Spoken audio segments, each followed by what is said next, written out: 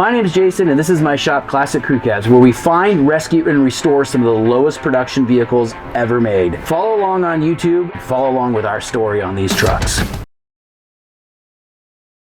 You know, always got, when you're in this business, you always have to have your eye out on Marketplace, right? You're on, I mean, like anybody in the car restoration's on Marketplace all the time. So we found this motor on Marketplace last night. It obviously doesn't look like much, but to the untrained eye, it doesn't look like much, but it's a highboy motor. So what that means is it's got all the unique 4x4 stuff in the FE. And so we found it about an hour away, and Jake was kind enough to spend his evening going out and picking up the motor. So we're just gonna unload it. But you know, for the guys that are running a restoration shop, it's important to note, you know, even the factory air cleaner, pretty cool stuff, because you don't really, a lot of guys threw that stuff away, so you don't see a ton of it, but it's got the 4-wheel drive, and this is getting like really in the weeds, but Jake understands too. Like, you've got your 4x4 oil filter housing, like in your 4x4 oil pan, like these are things you just can't go buy. So when you find stuff, you buy it, you stick it in the back 40, and you use it when you need it. So let's unload it, man.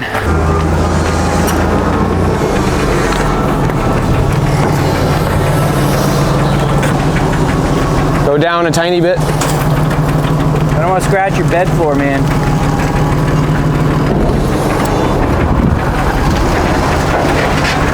Other side. I think we're good. All the weight's back. That should be good. Hey, well, I go throw this back there. Show them what you're doing here. All right. Show them your machine and your process. You might want to move your hose. Jake's the type of guy, he suffers from having a really long hose, but he handles it very, very well. Yeah. Absolutely. So what we do here is we sandblast all the cabs and frames and all the pieces of these trucks, because this truck, you can tell, has been painted several times. It's been painted and there's a ton of Bondo. Somebody filled in all this rust. Somebody even filled in what appears to be this giant bullet hole with Bondo. So we didn't know that before we blasted it, so we blasted it so we can get all the paint and Bondo off. This truck's had a rough life. But yeah, so we have this machine, wet blaster, put I think 10 gallons of water in it, 2 bags of sand. We can blast all the paint and Bondo off of this thing. Basically, take a playbook out of Henry Ford's manufacturing process or assembly line. So throughout the last, I don't know, I'd say year, we've really refined how we're doing things. Like, we're not just we're not doing things halfway, we're doing things all the way. It's just easier to do it. You're streamlined, you know what you're getting into, and part of that is just getting this cab down to bare metal. So a lot of guys will like, this was covered up with Bondo. It looks like a bullet hole, which is kind of scary because the fuel tank is right behind here. Yeah. So a bullet hole went through here and presumably through the fuel tank. I don't even know. The fuel tank we took out of it, there was no bullet hole in it. So who knows what the history is.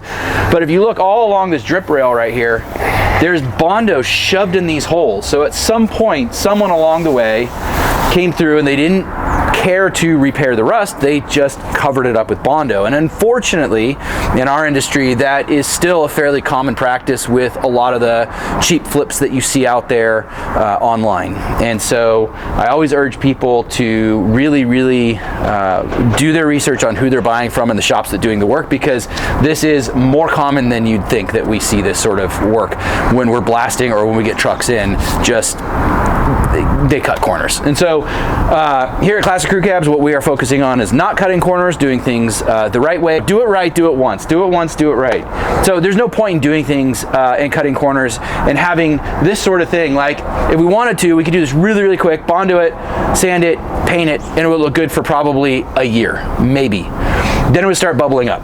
Then it would start failing on you.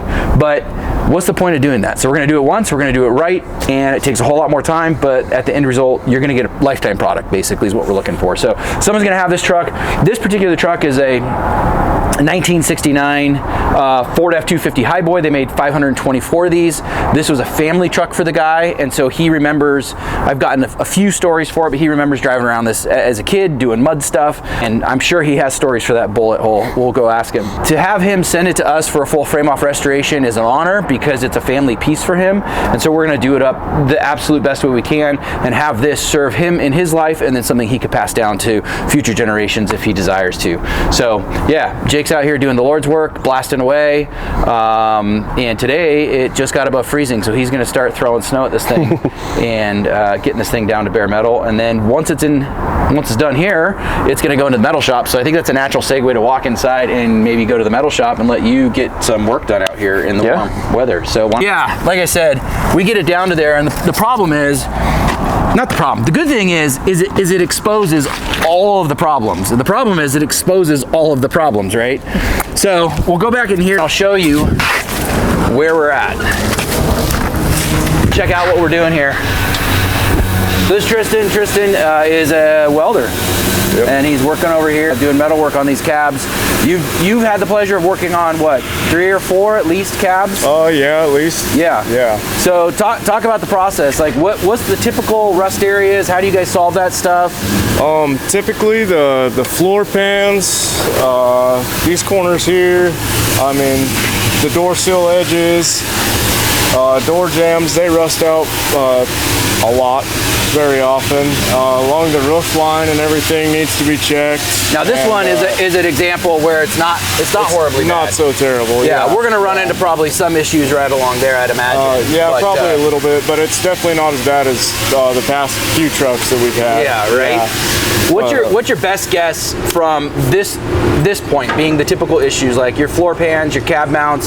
There's a little bit of firewall rot. How much time will your 2-man team stay on this? Because the last one we had in here was that 69 that we're doing the 4-wheel drive conversion on, and you guys had it in here. I think it was 8 weeks, right? Yeah. 8 weeks, and it had a bit more. But that was problems up there. That was a huge deal, you know, replacing most of the floor and up into the firewall section, and Right. So it's definitely not for the faint of heart. No, but we'll go through here and construct. You know, we'll pull stuff off of cabs out back, like parts cabs if we can. But again, the typical problems on these things happens in single cabs and crew cabs, so we can't really get the metal. The repot metal from Taiwan is good, but far from good. Not perfect. As we're noting, and you could go show them the floor pan issue you're dealing with, but we've got to custom make a ton of stuff, which is what's going on here. But take a look at the floor pan. Yeah, right now we're just kind of custom fitting. This is supposed to be a factory stamped floor pan aftermarket, but the lines don't exactly match up, so they have to be cut down and fit to each truck specifically. How much of a gap they had to fill from supposedly a stamp way over there in the corner. Yeah, this should be good. They had to get in here and make that whole piece because these pre-stamped floor pans are far from perfect. And it's the same deal with the cab corners. Yep, cab corners. Cab mounts are pretty good. They're imperfect, but they're pretty good. Yeah. We don't make a lot of parts for these trucks. And so we've got to go and we've got to harvest them from single cabs out back. Yeah, in fact, we have a whole section of a single cab right here that we're going to be robbing parts from to graft onto the back of this pickup.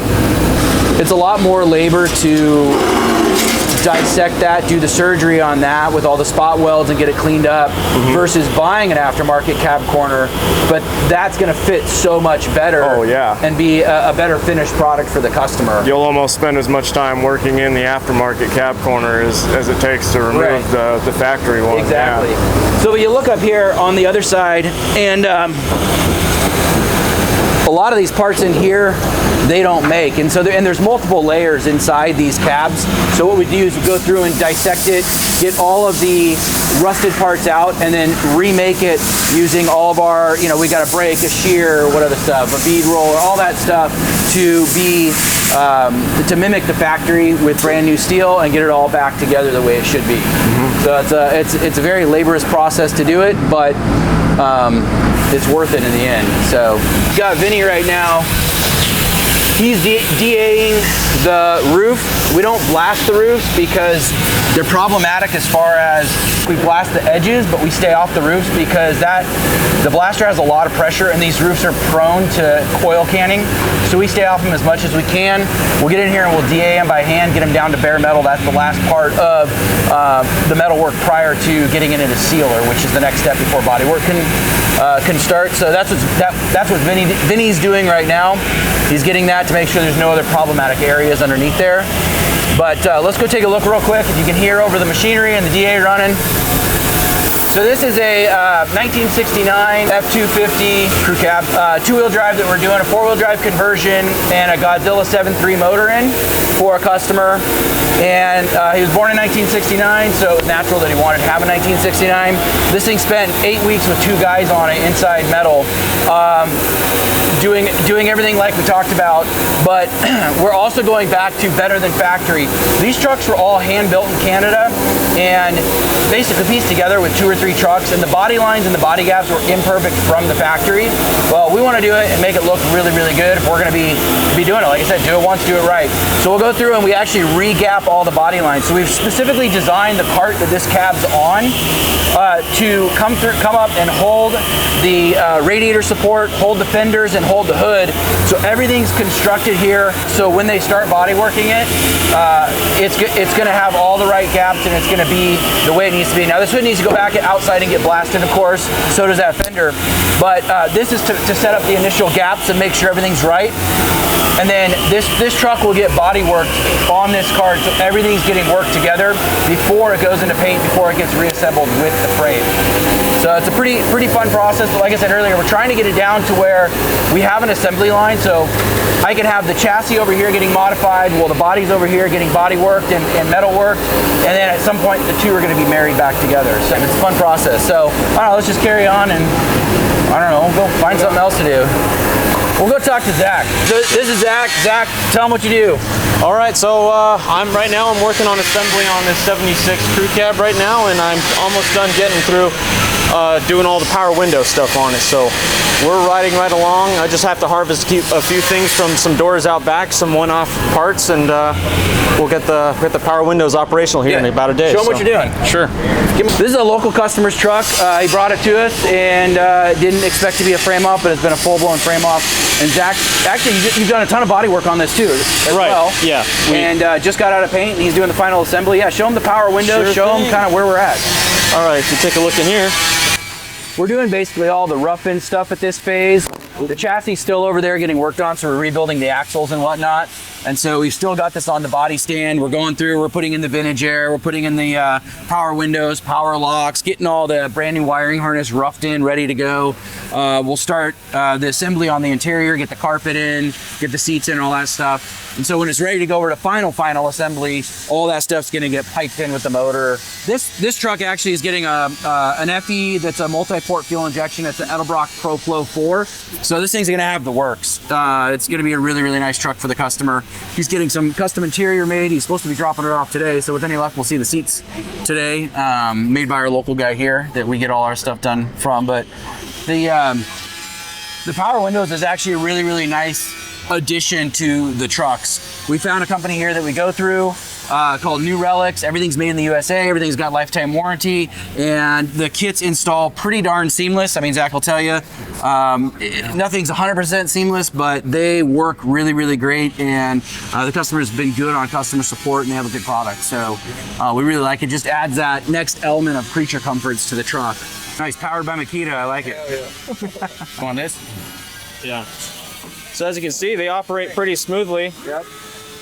And yeah, it's going to be like that all the way around. Well, this truck's only getting, I think, the two front doors power windows, and the rears will stay manual.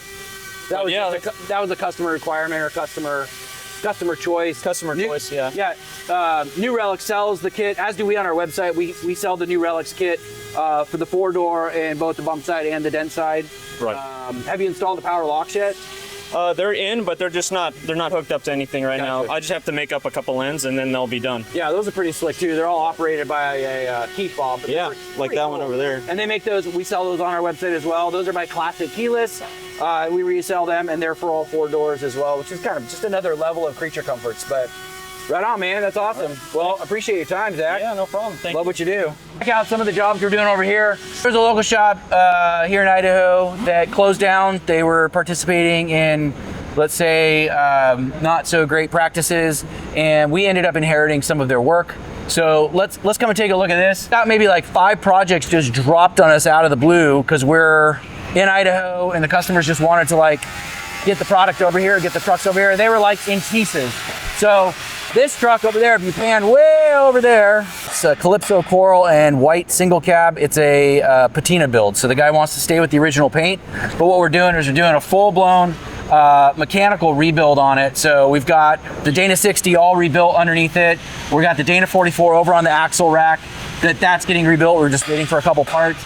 And we've got the motor at the machine shop. It's going to go full-blown roller motor with a two-barrel carburetor. It's going to be a really, really nice running motor and really nice truck, but a patina build. So this is the level of stuff that we get down to, and we'll do when we're doing a frame-off restoration. Everything on these axles got blown apart, got worked on, brand new bearing seals, bolts if we have to, brand new hardware kits, brakes, all the stuff is brand new. Like when we do frame offs, it's essentially a brand new vehicle with every component possible new. You know, even the leaf spring bushings are brand new. We press those in, we press those out, we get it down to everything being replaced, because that's, I mean, essentially what a frame off restoration is. We'll go take a look at that axle. Don't mind this, it's not a classic, but it is a crew cab. We just got some work getting done on it. This is the tow rig, needed some maintenance. So here's the Dana 44 on that single cab. And it's about halfway back together, but we were waiting on the kingpin bearings and races, and so we're gonna get this thing all the way back together. But all the way from the sweep seals, these are closed knuckle sweep seals, everything on these gets replaced before we put it back underneath the truck. This is kind of where we do all that work. We got our, machine work, our cleaners, our blasters, our drill presses, our regular presses, all the fun stuff here. And you'll notice, if you go back and watch our first big long form video, you'll see some familiar faces here, meaning trucks. And people too, but some trucks. So this 1976 F-250 crew cab, I believe, was just in pieces when that first video was shot. And I put some updates on shorts and things like that, but it's nearing completion. So this truck came to us from the Montana desert, where it was perfectly sun-kissed to this amazing patina. And a customer found it online and said, hey, that's the truck I need to have. And he gave me his build sheet. He said, I want Super Duty axles, I want the Cummins 12 valve, I want the 5-speed, this is what I want, but I want it to look day one interior, all back to new. So the interior is all factory, back to what it would have been in 1976. We put in Dakota Digital, vintage air, all new American Auto Wire harness. It's gonna be a really nice truck.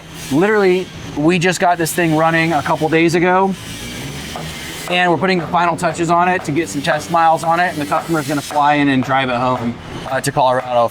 It's a pretty amazing truck. If you want to take a little walk around with me, we can show you some stuff. It's up on the lift right now, getting some bump stops in and getting a couple finished things, but so it's higher. It doesn't sit this high. But I don't know if you can get in there. Customer sent us the truck with the motor. He had a truck that he knew ran and drove a low mile 12 valve, and he wanted us to use that.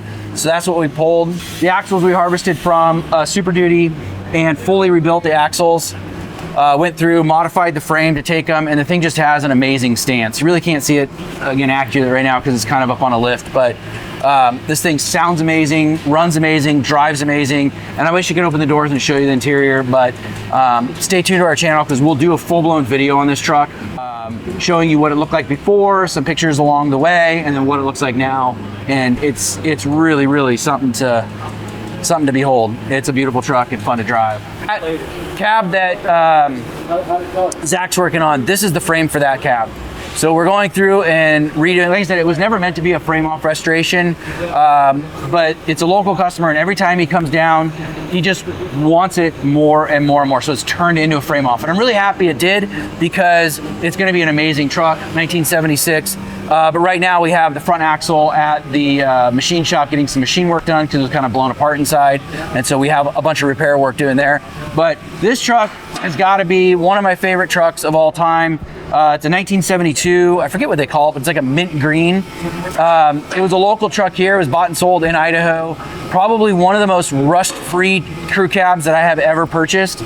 Guy reached out to us from YouTube and said that he was local, and he had a crew cab that he was saving for himself, but just didn't have the time. Called me up, told me where he was at, went and saw it, ended up making a deal and pulled it home. And my original goal for this, or a vision for this truck, was to just build it, and it already had a lowering kit on the front, so I was going to lower the back. Not that I'm into lower trucks, because I'm really not, but it had a pretty wicked stance to it, and the paint on it was pretty good.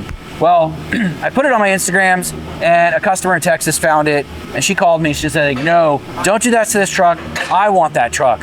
Here's what I want done to it. And so we worked out a deal. She bought it, and it turned out amazing. If you want to look at it, we did throw a repaint on it. We took out the lowering kit on the front end. It's got a lower profile tire on it, so it kind of sits weird right now. But take a look at this thing. Nearing completion, because we got some of the mechanical work to do, but went back to the original green seats, green carpet kit. This thing is hot. Two-tone truck.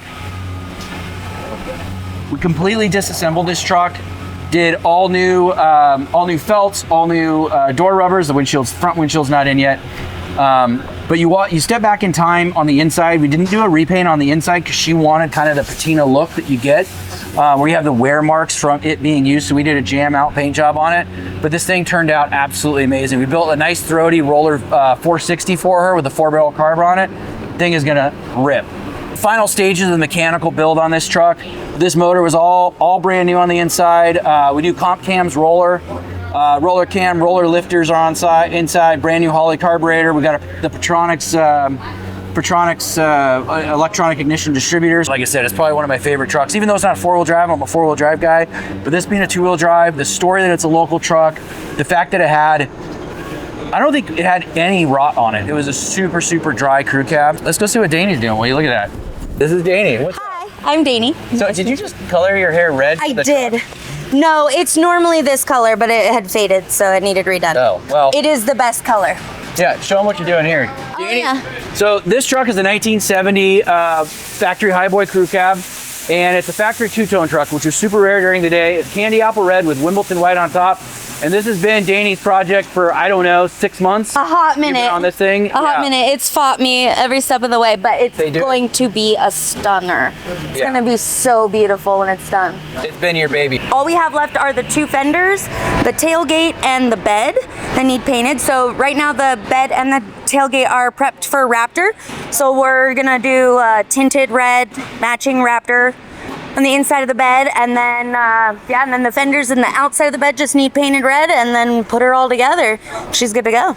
Yeah, it's gonna be a hot truck. When Danny came in for the job interview, she came in basically looking like that, like just on fire hair. I think you had your nails like a bright color. I'm like, yeah, this is the girl we want. I'm to all work about in color. body and paint because she loves it. I mean, it was it was awesome. Yeah, I was gonna be a doctor, and then I decided in my 20s to like do a complete career change, and it's the best thing I ever did. I love building these trucks. I love building these classic cars.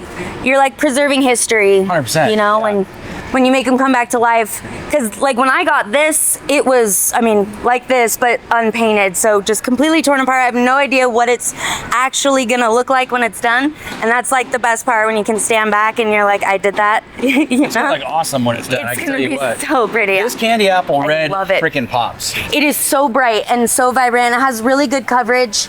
So, and it's buffing really well. So it's gonna be super shiny and just bright red. I'm really awesome. Well, this truck's gonna get what we're calling our super stock package. So it's gonna get the works. It's gonna get the automatic or the power windows, power locks, multi-port fuel injection, blah blah blah blah blah. All the stuff. 4-wheel disc brakes. It's gonna not only look great, it's gonna drive great. It's gonna have all the creature comforts. The inside, we're going back to. Actually, I bought some aftermarket seats that I'm gonna try out. They're little hot rod seats that have they're black with red stitching. So I think it's gonna look awesome in this. They're sitting up in the front lobby. Yes. Super excited about that. Yes. So this is kind of the next thing. The frame is actually over there, ready for this bad boy to go on it when we're done. Yeah. But I am super looking forward to this, and Danny's done a pretty knockout job getting this thing ready. So I've put my blood, sweat, and tears into this truck, and it's gonna be gorgeous. especially in the summertime because it's hot over Yes, yeah. But yeah, it's gonna be so worth it. And then I can't wait to see which one comes next. the quarter. Cool. Well, Yeah. thanks for your time. Is there anything else you want to say? No, rock on. That's Build it. trucks, Okay. man. What's the biggest headache you've had in the shop this week? This week?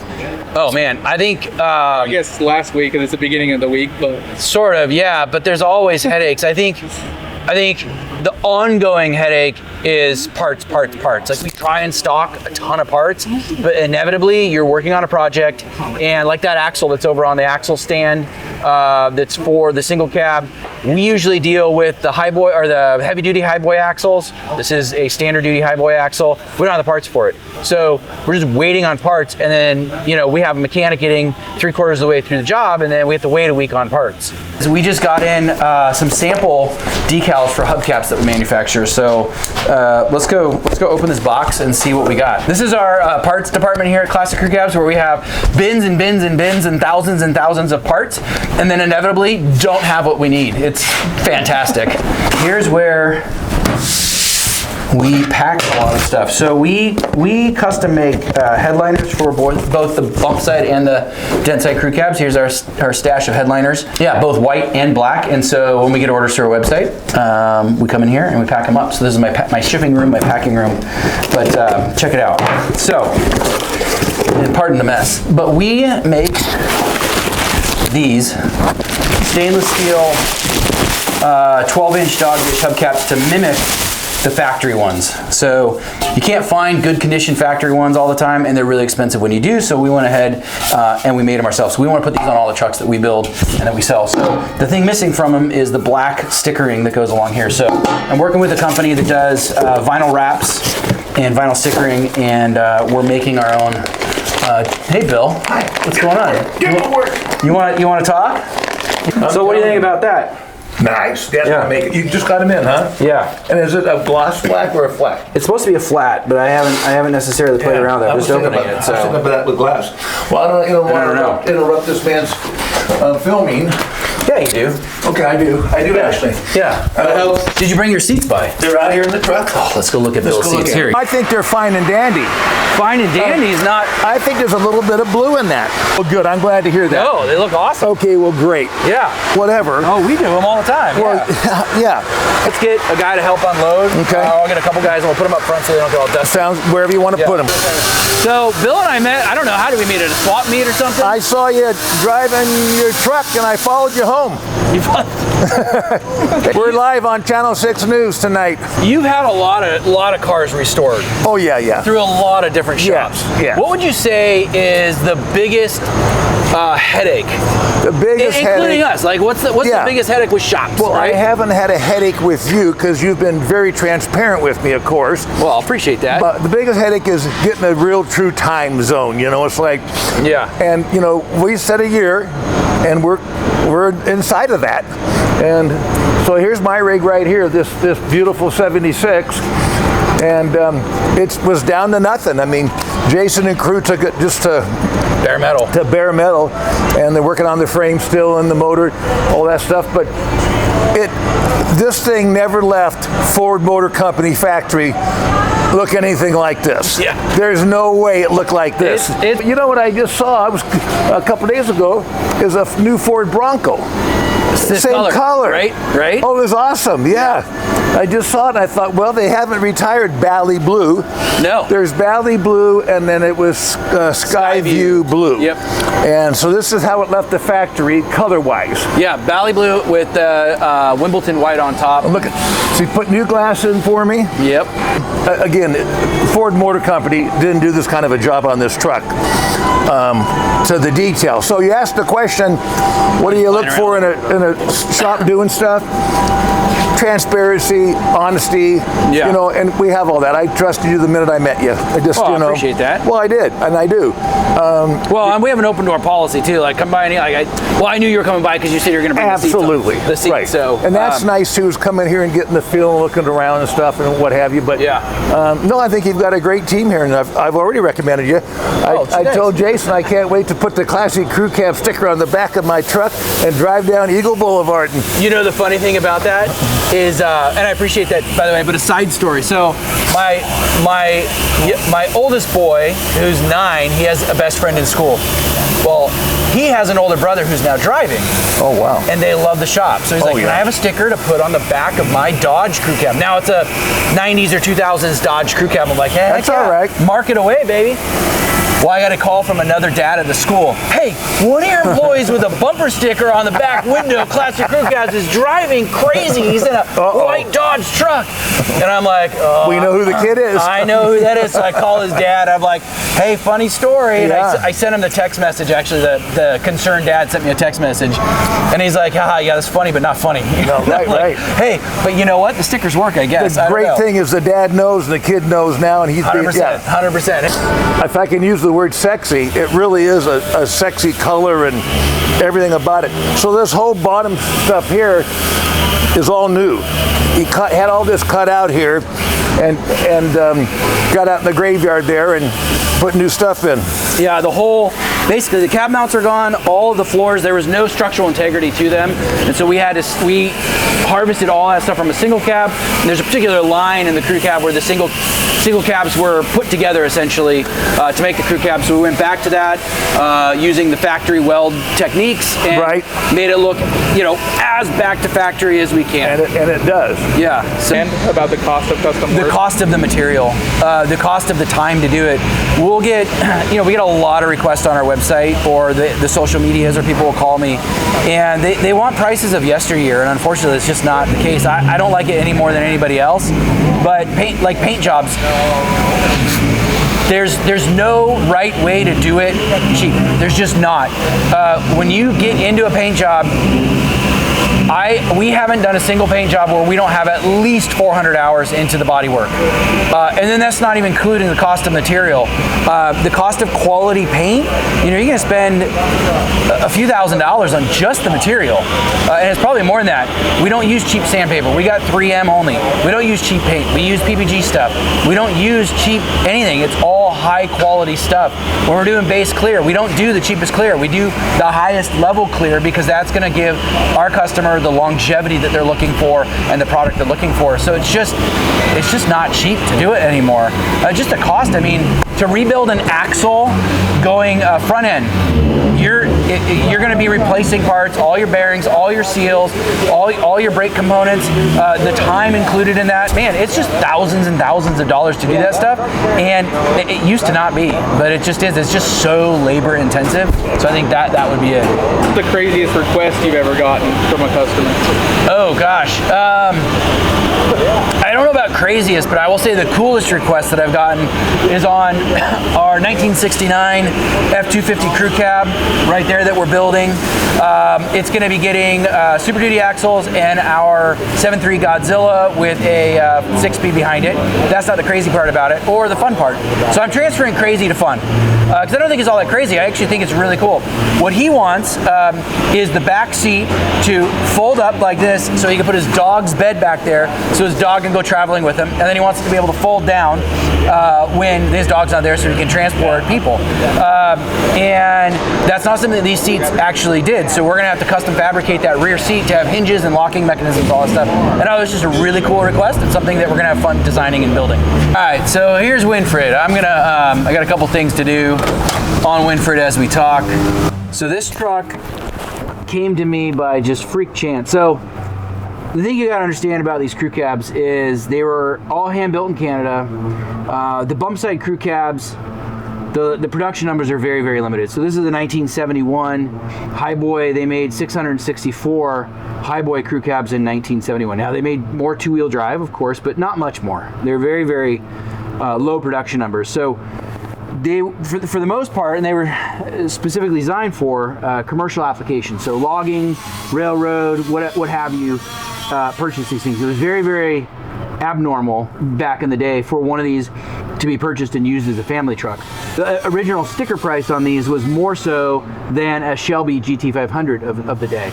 Like I said, it was abnormal for just a regular family man to have one of these things. They weren't that practical and they were very expensive. So the story on this one was I was up in Oregon City buying a cab, just a regular crew cab off of a guy.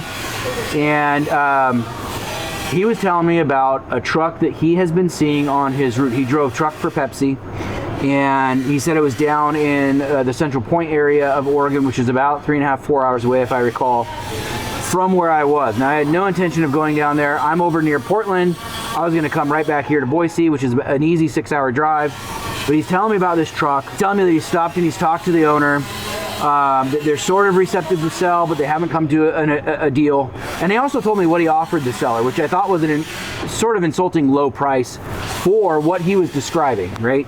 I hadn't seen the truck in person, but any highboy crew cab is going to carry an inherent value. And he was not offering her anywhere near what that inherent value would be. So he told me that if I was willing to pay more for it, go for it. He gave me the lead, and on a whim, I blindly drove down there. He didn't even have the address. I drove around the neighborhood in the area that he said it was until I found the back of this truck sticking out of a carport. I happened to pull up with my truck loaded full of other crew cab stuff, and the owners had just come back from a motorcycle ride. And I walked onto their property and immediately got met with a, hey, bleepity bleep, what are you doing on my property? Get off my property. And I tried to break the ice and kind of make conversation with them. And I said, hey, look, I'm really interested in your truck. And immediately, it's not for sale, go away. I was like, look, give me 5 minutes to look at your truck and I'll give you a real cash offer right now. She said, fine, you have 5 minutes. It was buried inside of a carport, so it was very hard for me to move around and get. And the things I was looking at were overall condition, verifying the VIN number, verifying that it's a two-tone truck. Now, two-tone trucks in the crew cab were very, very rare. This one is a two-tone. It's boxwood with, I think it's called seafoam green on top.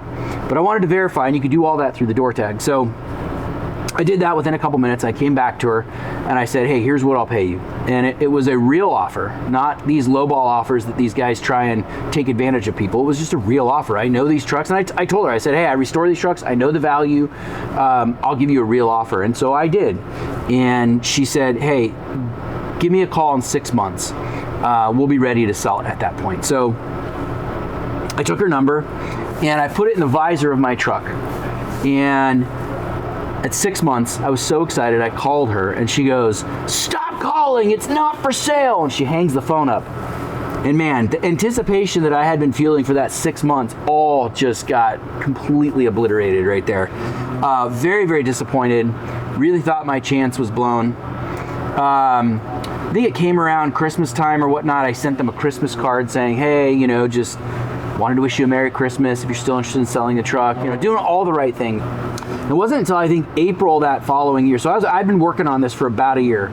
So it wasn't until about April I was heading over to Portland for another parts run, doing some stuff, and I still had the number in my visor, right? So I reached down and I called, and the husband picked up this time, and he said, hey, it's odd that you call at this moment because we were just about to put this truck in the local paper, but I remember you coming by. I remember this is what you offered. And man, if we could get that price, we'd really like to do the deal. It took another 1 to 2 months to completely finalize things because this truck was an emotional attachment for his wife. She grew up in this truck. Her dad was the original owner. They bought it as a family vehicle. The story goes that he and the family lived in a logging town that didn't necessarily have paved roads, and so they used this truck to get groceries in and out to the whole town as she was growing up. So she had very, very fond memories of this truck growing up, being the truck that she rode in, her dad sitting side by side with her, and really didn't want to let it go. I mean, it was an emotional attachment, and I get that. I've been asked by many, many people, what's the price on the truck? And one of the promises that I gave that owner was that I would never sell this truck. Even though we restore these trucks, I said, this is going to be my forever truck. I will never sell this truck. I'm going to build memories with my own children in this truck. And her father's name was Winfred. And so we named the truck Winfred. The license plates on the front and the rear say Winfred.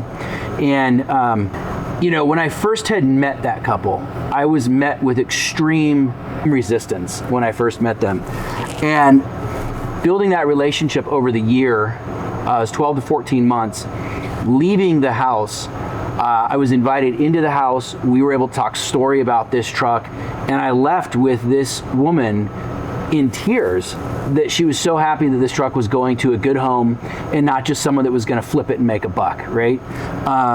And so got it home, washed it for the first time in, you can go through my videos and you'll see this truck getting washed down for the first time in, 20 or 30 years with 20 or 30 years of barn dust on it.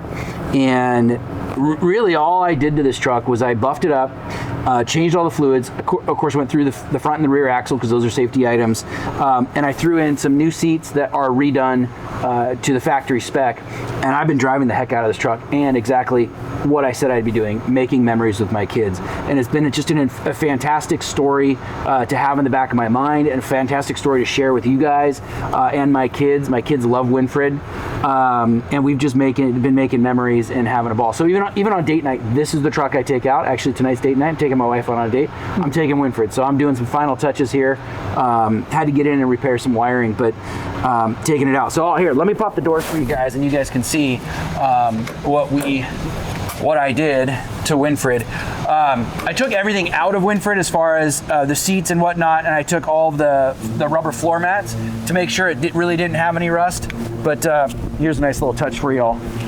So when we get in it and it's a cold winter morning, my kids have a little classic crew cab blanket they cuddle up in. But if you look inside, the original headliner exists, the original floor mats exist.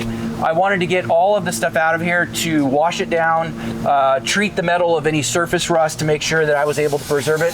But really, even though this truck was used as a truck back in its day, it is, I'd say, 99% rust-free. There was the original mats back in, put aftermarket seats in that are back to day one.